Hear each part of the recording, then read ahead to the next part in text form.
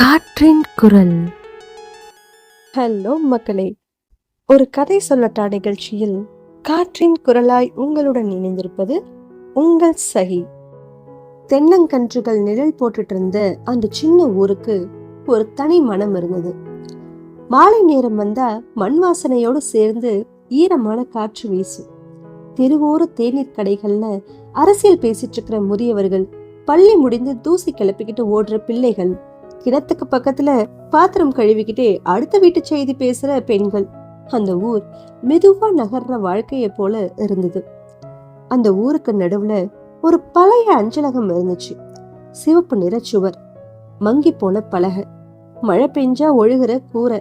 ஆனா அந்த அஞ்சலகம் ஒரு கட்டடம் மட்டும் இல்ல, பல மனிதர்களோட காத்திருப்புகள் அடைக்கலம் புகுந்த இடம். அங்கதான் வேலை பார்த்தான் சேகர். ஊர் அவனை அஞ்சல் சேகர்னு தான் கூப்பிடும்.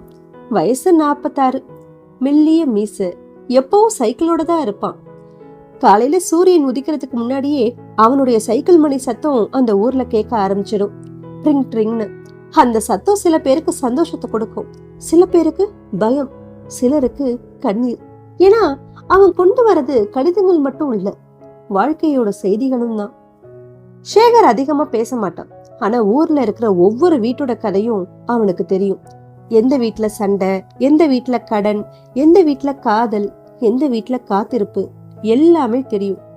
ஏன்னா மனிதர்கள் பல விஷயங்களை யார்கிட்டயும் சொல்ல மாட்டாங்க, ஆனா கடிதத்துக்கிட்ட மறைக்க மாட்டாங்க.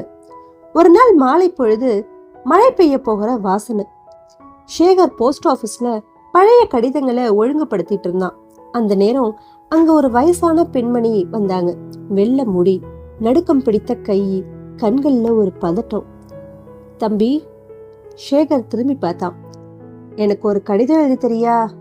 அவன் அமைதியா நாற்காலியை இழுத்து கொடுத்தான். யாருக்குமா? அந்த பெண் மெதுவா சொன்னாங்க, என் மகனுக்கு. அவங்க பேரு ராசம்மா. ஊரோட எல்லைக்கு பக்கத்துல தனியா வாழ்ந்துட்டு வராங்க. அவங்களுடைய மகன் முரளி 10 வருஷங்களுக்கு முன்னாடி ஊரை விட்டு போனவன். முதல்ல சில கடிதங்கள் வந்துச்சு, பிறகு குறைஞ்சது, பிறகு நின்னு போச்சு. ஆனா ராசம்மாள் இன்னும் தினமும் காத்துட்டு இருக்காங்க. போஸ்ட்மேன் சைக்கிள் மணி கேட்டாலே வாசலுக்கு ஓடி வருவாங்க. சேகருக்கு அது பழக்கமாயிடுச்சு. அவன் உடனே இல்லம்மா அப்படின்னு சொல்லும் போது கூட அவங்க சிரிப்பாங்க. நாளைக்கு வரும் அப்படிங்கிற ஒரு நம்பிக்கையோட. அந்த சிரிப்புக்குள்ள எவ்வளவு உடைந்த காத்திருப்பு இருந்துச்சுன்னு சேகருக்கு தான் தெரியும். அந்த நாள் அவங்க எழுத சொன்ன கடிதம் வித்தியாசமா இருந்துச்சு. முரளி, நீ நல்லா இருக்கியாப்பா? நான் இன்னும் இருக்கேன். உன் வீடும் இன்னும் இருக்குது. வாசல்ல நீ நட்ட மல்லிகை இன்னும் பூக்குது.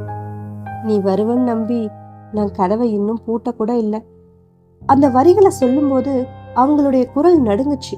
சேகர் எழுதின காகிதத்துல சில துளிகள் விழுந்துச்சு. மலைத்துளிகள் இல்ல, கண்ணீர். அந்த இரவு சேகர் வீட்டுக்கு போன பிறகும் அவனால அமைதியா இருக்க முடியல. ஏன்னா அவனுடைய வாழ்க்கையிலையும் ஒரு காத்திருப்பு இருந்துச்சு.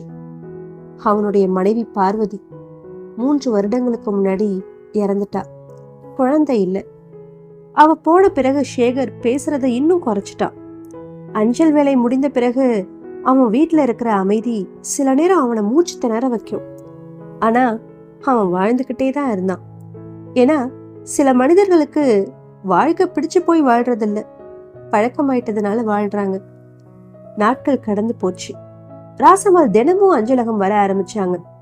பதில் வந்துச்சா தம்பி? ஒவ்வொரு நாளும் அதே கேள்விதான், ஒவ்வொரு நாளும் அதே பதில் தான், இல்லம்மா என்ற பதில். ஆனா ஒரு நாளும் அவங்களுடைய நம்பிக்கை விடல. ஒரு நாள் மாலை பொழுது கடுமையான மழை, காற்று பலமா வீசுச்சு. சேகர் கடிதங்களை ஒழுங்குபடுத்திட்டு இருந்தான். அந்த நேரம் ஒரு பழைய உரை அவனுடைய கண்ணில் பட்டுச்சு. அது திறக்கப்படாத கடிதம். மேல பேரு ராசம்மாள், தேதி 8 வருடங்களுக்கு முன்னாடி. சேகர் அதிர்ச்சி அடைஞ்சான். அது தவறுதலா பழைய கோப்புகளுக்குள்ள சிக்கி இருந்துச்சு. அவன் மெதுவா அந்த உரையை எடுத்து பார்த்தான். கைகள் நடுங்குச்சு. ஏன்னா அந்த ஒரு கடிதம் ஒருத்தவங்க 8 வருஷமா காத்திருந்ததுக்கான பதில். அந்த இரவு அவனால தூங்க முடியல. காலை வெளிச்சம் உதிக்கிறதுக்கு முன்னாடியே அவன் ராசம்மாவோட வீட்டுக்கு போனான். வாசல் திறந்தே இருந்துச்சு. ஆனா அவங்க வெளியே வரல. சேகர் மெதுவா உள்ள போனான். ராசம்மா படுத்திருந்தாங்க அமைதியா. அவங்களுடைய கண்கள் மூடி இருந்துச்சு. அவங்களுடைய காத்திருப்பு முடிஞ்சு போயிருந்துச்சு. சேகர் கையில இருந்த கடிதத்தை பார்த்தான். அவன் வாழ்க்கையில முதல் முறையா தன்னைத்தானே மன்னிக்க முடியாத ஒரு நிலைமைக்கு தள்ளப்பட்டான். அவன் அந்த கடிதத்தை திறந்தான். உள்ள இருந்த வரிகள்: அம்மா, நான் திரும்ப வர வெக்கப்படுறேன். நான் உன்னை விட்டுட்டு போனது தப்புமா. ஒரு நாள் கண்டிப்பா வருவேன். நீ கோவப்படாம இரு. அந்த கடிதம் 8 வருடங்களுக்கு முன்னாடியே அவங்க கையில சேர்ந்திருக்கணும். ஆனா வாழ்க்கை சில நேரம் ஒரு சின்ன தவறால பெரிய துயரமா மாறிடும். அதற்கு பிறகு சேகர் ரொம்ப மாறி போயிட்டான். முன்னாடி அமைதியா கடிதம் கொடுத்துட்டு போயிருந்தவன் இப்போ ஒவ்வொரு வீட்லயும் கொஞ்ச நேரம் நின்னு பேச ஆரம்பிச்சான். உங்க பையனுக்கு இப்பவே கடிதத்தை எழுதி வைங்க. சண்டை இருந்தா சீக்கிரம் சரி பண்ணிக்கோங்கம்மா. காத்திருக்கிற மனிதர்களை அதிக நாளா காக்க வைக்காதீங்க என்று ஒவ்வொரு வீட்லயும் பேசிட்டு போவான். மக்களுக்கு முதல்ல புரியல. ஆனா அவனுடைய குரல்ல இருந்த வலி உண்மையானது. அந்த ஊர்ல இருந்தது ஒரே ஒரு அரசினர் பள்ளி. ஆசிரியர்கள் ரொம்பவும் குறைவு. மொத்த பள்ளிக்குமே 1 இல்லைன்னா 2 ஆசிரியர்கள் தான் இருப்பாங்க. அன்னைக்குன்னு பார்த்து ஆசிரியர்கள் இல்லை. அதனால் தலைமை ஆசிரியர் ஒரு சிறப்பு வகுப்புக்கு ஏற்பாடு பண்ணாங்க. மாணவர்களுக்கு ஊக்கமளிக்கிற வகையில யாரையாவது பேச கூப்பிடலாம்னு ஏற்பாடு பண்ணி சேகரை அழைச்சாங்க. சேகரும் தலைமை ஆசிரியரோட அழைப்பை ஏற்று அந்த பள்ளிக்கு போனான். பிள்ளைங்கள்ட்ட நீங்க ஏதாவது பேசுங்க அப்படின்னு சொல்ல சேகர் முதல்ல தயங்கினான். பிறகு மெதுவா வகுப்பறைக்குள்ள போனான். அங்க இருந்த பிள்ளைங்க சத்தமா அவங்களுக்குள்ளே பேசிட்டு இருந்தாங்க. சேகர் பலகையை பார்த்துக்கிட்டே நின்னான். பிறகு மெதுவா கேட்டான், உங்க வீட்டுல உங்களுக்காக காத்திருக்கிற ஒருத்தர் யாராவது இருக்காங்களா? இப்படி கேட்கவும் வகுப்பு ரொம்பவே அமைதியாச்சு. அவங்க இருக்கும் போதே அவங்களோட அதிக நேரத்தை செலவிடுங்க, அவங்களோட பேசுங்க என்று வாழ்க்கை பாடத்தை அவங்களுக்கு நடத்தினான். காலம் நகர்ந்துச்சு. ஊர்ல மக்கள் கிட்ட கடிதம் எழுதுற பழக்கம் குறைய ஆரம்பிச்சது. அலைபேசி வந்துச்சு. உடனடி பேச்சுகள் வந்தது. ஆனா சேகர் இன்னும் அந்த கடிதங்களை தான் காதலிச்சான். ஏன்னா பேசும்போது மனிதர்கள் யோசிக்க மாட்டாங்க. ஆனா எழுதும்போது தங்களுடைய மனசையே திறப்பாங்க. ஒரு நாள் அவன் அஞ்சலக வாசல்ல ஒரு பலகை வச்சான். தாமதமான அன்பு சில நேரம் சேரவே சேராது. அந்த வரிய வாசிச்சவங்க சில நொடிகள் அமைதியா நின்னு பார்த்துட்டு போவாங்க. ஏன்னா அது ஒரு வாசகம் மட்டும் இல்ல, ஒரு வாழ்க்கையுடைய கண்ணீர். பல வருடங்கள் கழிஞ்சது. சேகர் வயதானவன் ஆனான். சைக்கிள் ஓட்ட முடியாத நிலைமை. ஒரு புது இளைஞன் அங்க அஞ்சல் வேலைக்கு சேர்ந்திருந்தான். அவன் அப்போ கேட்டான், தாத்தா, இந்த வேலையோட முக்கியத்துவம் என்ன?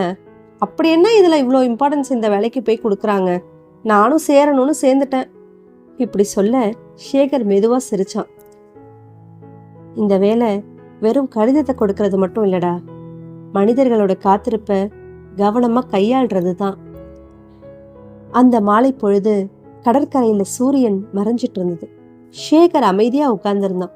காற்று மெதுவா வீசுச்சு. தொலைவுல யாரோ சைக்கிள் பணி அடித்த சத்தம் கேட்டுச்சு. ட்ரிங் ட்ரிங்னு. அவன் மெதுவா கண்களை மூடினான். அந்த சத்தத்தோட சேர்த்து பல பழைய முகங்கள் நினைவுக்கு வந்துச்சு. காத்திருந்தவங்க, திரும்ப வராதவங்க, சொல்ல முடியாத அன்புகள், அனுப்ப மறந்த கடிதங்கள். சில வார்த்தைகள் சரியான நேரத்துல போனா வாழ்க்கையை காப்பாத்தும். தாமதமா போனா நினைவா மட்டும்தான் மாறும். மீண்டும் ஒரு கதையுடன் நாளை சந்திக்கலாம். நன்றி.